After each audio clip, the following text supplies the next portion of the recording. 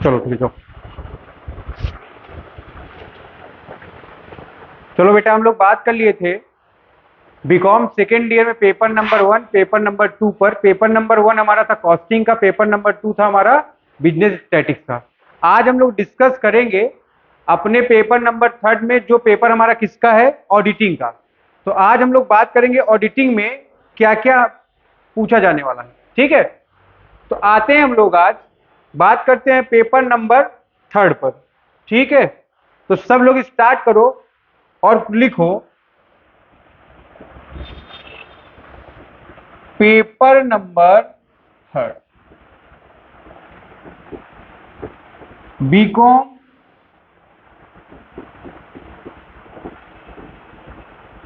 Second year. ठीक है, किसका? ऑडिटिंग का। तो चलो हम लोग स्टार्ट करते देखते हैं ऑडिट के इंपॉर्टेंट क्वेश्चन कौन कौन से हैं। जैसे हम लोग बात कर लिए थे कॉस्टिंग में कुछ, जैसे हमने बताया आपको वहां पर कि बेटा लेबर टर्नओवर रेशियो जरूर पढ़ लेना। हमने आपको बताया बेटा एबीसी एनालिसिस पढ़ लो। ठीक है, उस तरह कल मैंने बिजनेस में बार बार बोला बेटा जो भी चैप्टर नंबर 1 हो, सारे सब्जेक्ट के चैप्टर नंबर 1 को कायदे से आप पढ़ लोगे। तो हम लोग जब आएंगे यहां पर बात करेंगे, सबसे पहला क्वेश्चन जो हमारा लिखा जाएगा वो होगा what is meant bye auditing. Auditing क्या है? ठीक है ना। फिर ध्यान रखोगे, छोटे छोटे कुछ क्वेश्चन मैंने बहुत सारे निकाल के रखे हैं। ठीक, देखोगे टैब थोड़ा चल नहीं रहा है, कनेक्ट नहीं हुआ है, नया बोर्ड है तो थोड़ा प्रॉब्लम हो रही है। देखोगे जैसे मैंने इसमें लिखा हुआ है, इसके आगे ऑडिटिंग क्या है, फिर अकाउंटिंग इज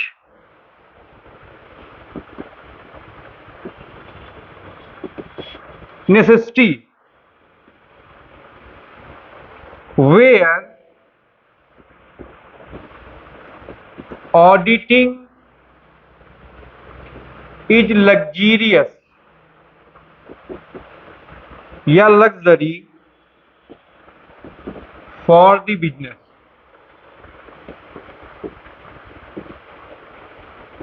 तो आपको यहां पर एक चीज ध्यान रखना है, ये कह रहा है कि ऑडिटिंग का मतलब बताओ, उसके बाद कह रहा है अकाउंटिंग तो नेसेसरी है, ये नेसेसिटी है। क्योंकि देखो ऑडिटिंग का काम सभी बिजनेस ऑर्गेनाइजेशन में नहीं होता है, बट अकाउंटिंग का काम जितने भी आपके बिजनेस ऑर्गेनाइजेशन है सब जगह पर होता है, इसलिए बोला है अकाउंटिंग जरूरी है। बट इसने बोला ऑडिटिंग लग्जरी क्यों है? क्योंकि भाई देखो, जिस ऑर्गेनाइजेशन के पास पैसा होगा वही क्या करेगा, इस सिस्टम को अपनाएगा, अदरवाइज सारे बिजनेस मेथड, सारे टेक्निक इसको यूटिलाइज नहीं कर पाएंगे, इसलिए इसको क्या बोला गया, लग्जरियस बोला गया। ठीक है, आप इस क्वेश्चन पर प्रॉपर फोकस करोगे, ध्यान देना, क्योंकि इसमें क्या है कि प्रॉपर ये आप पढ़ लोगे, यहां से आने का पहला क्वेश्चन एकदम कंफर्मेशन रहेगा। ठीक है, दूसरे में देखोगे,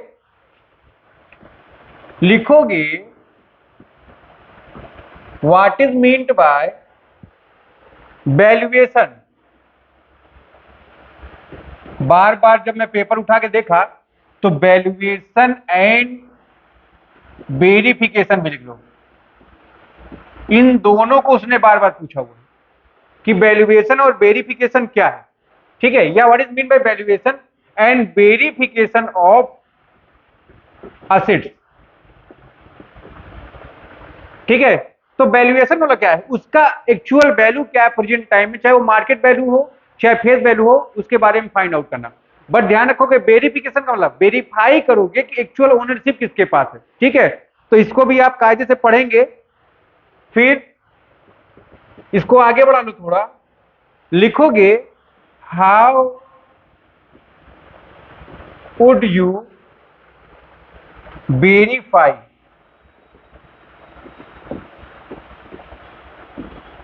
वेरियस एसेट्स, है ना, और स्टॉक्स लिख लें आप इसमें। ठीक है, ध्यान रखना एसेट्स और स्टॉक को आप कैसे वेरीफाई करोगे। एक चीज देखो देखो, एसेट में हमारी बहुत सारी एसेट आ जाएगी, जैसे मान लो कैश आ गया, बैंक आ गया, है ना, या कोई भी फिक्स एसेट्स आ गई, या स्टॉक आ गया, तो कुछ लाइनें क्या उसमें कॉमन रहेंगी, आपको ध्यान रखना है। जैसे सबका वैल्यू आपको देखना है, सबका ओरिजिनल डेटा देखना है, स्टॉक की बात करोगे मिनिमम मैक्सिमम रीऑर्डर कब ऑर्डर दिए हो, ये सारी कॉस्टों के बारे में, तो इन सबको आपको ध्यान रखना है। ठीक है, आगे बढ़ते हैं हम लोग। फिर देखोगे इसके बाद हम लोग बात करेंगे क्वेश्चन नंबर 3। क्वेश्चन नंबर 3 में डिफाइन करना है आपको इंटरनल चेक। लिखोगे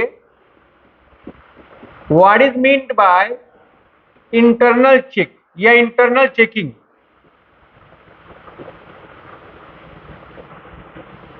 ठीक है, इंटरनल चेक को आपको डिफाइन करना है और सजेस्ट करना है आपको। क्या सजेस्ट करोगे? लिख लोगे सजेस्ट दी वे। ठीक है, and means for an effective system of internal check. ध्यान रखना है आपको, कैसे आप सजेस्ट करोगे कि एक इंटरनल चेकिंग का जो सिस्टम है वो इफेक्टिव हो। ठीक है, फिर इसके आगे इसी में एक चीज और जोड़ लो, हो सकता है ये भी आपसे पूछा जाए, राइट दी डिफरेंस बिटवीन, ध्यान रखोगे, internal audit and internal check. Internal audit and internal check. ठीक है, तो यहां पर भी हमको ध्यान देना है। ये मेरा क्वेश्चन नंबर 3 हो गया है, इसको भी आप प्रॉपर कायदे से स्टडी कर लेना। ठीक है बेटा, फिर हम लोग आ जाते हैं अपने क्वेश्चन नंबर 4 पर। जो क्वेश्चन नंबर 4 है वो है आपका test checking and routine checking का। लिखोगे यहां पर difference between routine checking and test checking. Test checking and routine checking. ठीक है, पेपर मैंने अपने यूट्यूब के चैनल पर अपडेट भी कर दिया है, आप लोग वहां से भी निकाल सकते हो इसको। ठीक है, फिर आ जाओगे क्वेश्चन नंबर 5 पर। 5वें पर आपको देखना है what is mean by internal control. लिखोगे डिफाइन करना है आपको A internal control, internal control, B internal audit. शायद इसके बारे में हम लोग पहले बात किए क्या? इसको आप 10 नंबर पे प्रीफर करना बेटा। ठीक है ना, उसके बाद इंटरनल चेक की भी अभी हमने बात की थी, ये हमारा शॉर्ट नोट टाइप का है,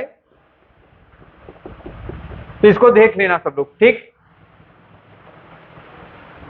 आगे बढ़ोगे, इसके बाद आ जाएगा आपका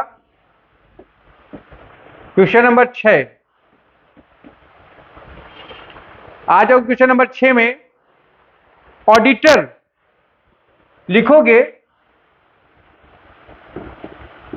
what is meant bye auditor. फिर इसके rights and duty, explain the rights and duties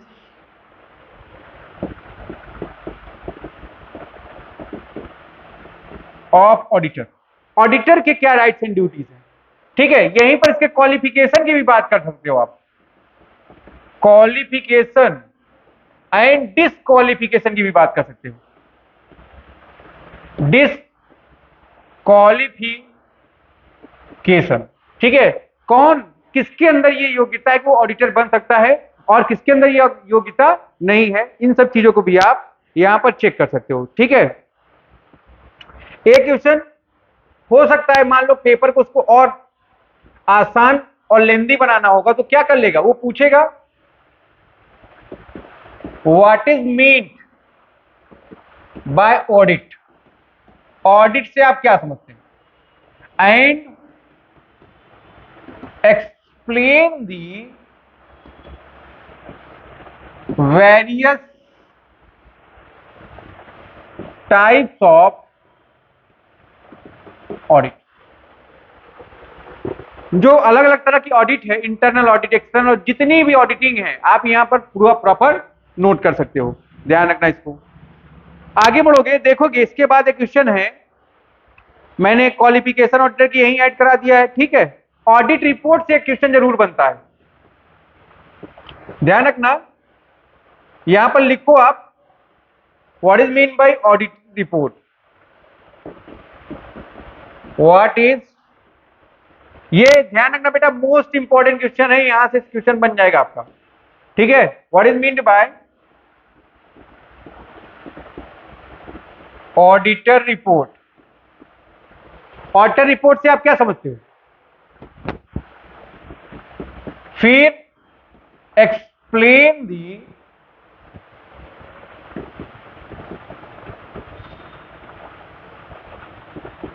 different types of audit report. और अलग अलग तरह की जो ऑडिट रिपोर्ट है आपकी, उसमें आपके पास दो हैं, एक आपका क्वालिफाइड है, एक आपका डिसक्वालिफाइड है, दोनों में अंतर भी आप पढ़ लेना एक बार। ठीक है, आते हम लोग फिर क्वेश्चन नंबर 9। यहां तक पहले सब लोग नोट कर लेंगे। एक क्वेश्चन बहुत पूछ रहा है बार बार, जैसे what is meant by management audit. Management audit क्या होता है, ठीक है। फिर या तो इसके साथ थोड़ा सा और बढ़ा लो, मैनेजमेंट और बैंक ऑडिट एक साथ पूछ रहा है, and how it is differ from bank audit.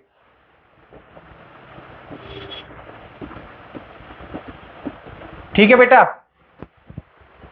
फिर आ जाओगे, आपको डिफाइन करना है यहां से, ध्यान देना यहां पर सब लोग थोड़ा, जैसे कई चीजें हैं यहां पर। पहला लिखोगे प्रिंसिपल ऑफ वाउचिंग। वाउचिंग के प्रिंसिपल क्या है, फिर ध्यान रखोगे टेस्ट चेकिंग और रूटीन चेकिंग का मैंने आपको बता दिया। कॉस्ट ऑडिट कई बार देखो ये पूछा हुआ है, ठीक है। इसी तरह आप जैसे कॉन्टिन्यूअस ऑडिट है, कॉन्टिन्यूअस ऑडिट को भी आप पढ़ लेना एक बार, ठीक है। इंटरनल या इंटरिम ऑडिट क्या होती है, इंटरिम ऑडिट को भी आप कायदे से पढ़ लोगे, ठीक है।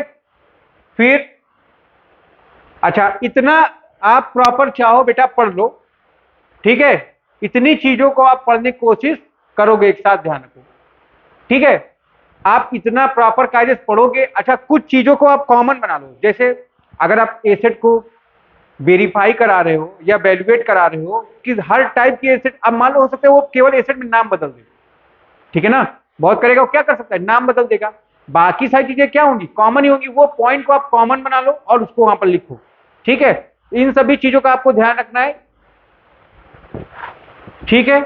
तो चलो फिर सब लोग क्या करेंगे, यहां तक एक बार पढ़ाई कर लेंगे, उसके बाद हम लोग देखते हैं अगर और भी हमको इंपॉर्टेंट क्वेश्चन मिलते हैं तो मैं अभी अपने चैनल पर उसको अपडेट कर देता हूं, ठीक है। आप शाम तक एक बार चेक कर लीजिएगा, ठीक। फिर आप क्या करेंगे, इस वीडियो को अपने दोस्तों को भी पहुंचाएं जिससे उनका भी कोई ना कोई सोल्यूशन निकल सके। ठीक है, तो हमारी तरफ से आपको कल के पेपर के लिए बेटा एकदम ऑल द बेस्ट, और आप मन लगा के पेपर करेंगे। लास्ट में मैं एक चीज आपको और बताऊंगा, बहुत आप ध्यान दोगे उस पर। देखो, एक चीज ध्यान रखना, जैसे कि हम लोग पेपर बताया गया है कि जो 20 मार्क्स का आंसर है इसको क्या करना है, आपको 6 पेज में मिनिमम लिखना है। एक चीज बेटा ध्यान रखो, जो मेरे हिंदी वाले बच्चे हैं उनको जरूर ध्यान में रखना है, अगर आपसे 6 पेज नहीं होता है आप इसको 1 पेज और रिड्यूस कर दो। फिर भी अगर नहीं हो पा रहा है, एक चीज और करोगे, आप क्या कर दोगे, 1 पेज और रिड्यूस कर दो, इसको लेके आ जाओ 4 पेज पर। ठीक है, बट हमारा पहला प्रायोरिटी क्या है, सबसे पहले हमारा पेपर कंप्लीट होना चाहिए। फिर मैंने आपको लिखने का आइडिया बताया, सबसे पहले क्या करोगे आप, डिफिनीशन देंगे, ठीक है ना। फिर सबसे पहले आप क्या करोगे, मीनिंग दो। ठीक है बेटा, सबसे पहले क्या करोगे, आप मीनिंग दो, जैसा मैंने क्लास के बच्चों को बता रखा है। फिर डिफिनीशन दोगे, मीनिंग में आपको जो उसके बारे में समझ में आ रहा है उसको लिखो, डिफिनीशन में आप पर्टिकुलर साइंटिस्ट का डिफिनीशन दोगे। उसके बाद ध्यान रखो, उसके बारे में जो एक्सप्लेनेशन है आप उसको एक्सप्लेन करो पूरा जैसा हो सकता है। और लास्ट में क्या कर दोगे आप, कंक्लूजन या क्रक्स, आप इन सब पॉइंट को ऐड कर दोगे। इससे क्या होगा, आपका पूरा पूरा आंसर कई पार्ट में डिवाइड हो गया, जो क्या है 4 पार्ट है। ठीक है, अगर एग्जामिनर क्या करेगा, देख चेक किया, कंक्लूजन उसको अच्छा लगा, अच्छा लग गया, पूरे मार्क्स हो गए। ठीक है, तो इन सभी चीजों को ध्यान रखो। ठीक है, तो चलो मैं आपका ज्यादा समय नहीं खराब करूंगा, आपको कल के पेपर के लिए ऑल द बेस्ट पूरे द कॉमर्स हब इंस्टीट्यूट की तरफ से। ठीक है, आप जाओ और अच्छे से पेपर दो मन लगा के। बस आपको एक ही बात ध्यान रखना है कि पेपर को आपको छोड़ना नहीं है, पेपर किसी भी तरह से पूरे का पूरा कंप्लीट करने हैं। ठीक है, चलो सबको tata bye bye, all the best.